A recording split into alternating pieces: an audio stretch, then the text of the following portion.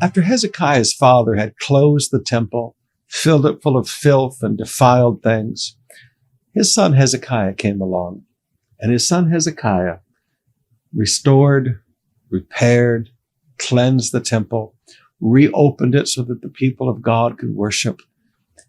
Hezekiah refused to abandon the Lord, and he refused to abandon God's house.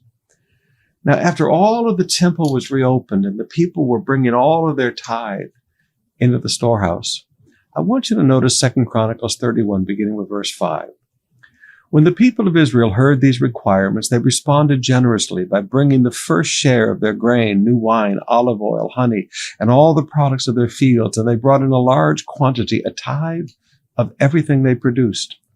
The people who had moved to Judah from Israel and the people of Judah themselves brought in the tithes of their cattle, sheep, and goats, and the tithe of the things that had been dedicated to the Lord their God, and they piled them up in great heaps.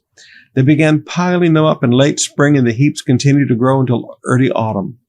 When Hezekiah and officials came and saw these huge piles, they thanked the Lord and his people Israel. Notice that not only thanked God, they thanked the people of Israel.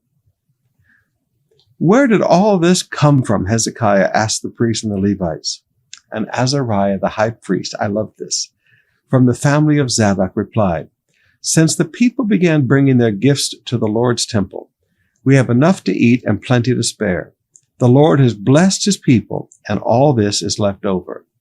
Why is there abundance in God's house? When people talk about God prospering a local church, why is there abundance in God's house? Because the pastor raises money, because the pastor knows how to manipulate the people to give money? No, why is there abundance in God's house? Because God has blessed his people. Now, I often have pastors ask me, Pastor Sumrall, how do you take an offering and how do you do this? And I look at them and say, there's nothing to teach you, because most of the time my offering thoughts have nothing to do with money. I said, I work very hard, both in prayer and in teaching, to see the blessings of God come upon people, because I just believe that God's people want to do what's right. I really do. I just believe if God will bless his people, that there will always be abundance in God's house. And I base that on this passage of scripture. So people say, why has God been so good to COP? Because God has blessed his people. Why is there abundance in any church? Because God has blessed his people. Pastors, rather than trying to figure out how to take an offering like a televangelist and get money out of people, why not spend more time in prayer, asking God to bless his people? Why not spend more time teaching the people how to fear God and serve God and follow God, so that the blessings of God will come upon his people? When God's people are blessed, there's abundance in God's house.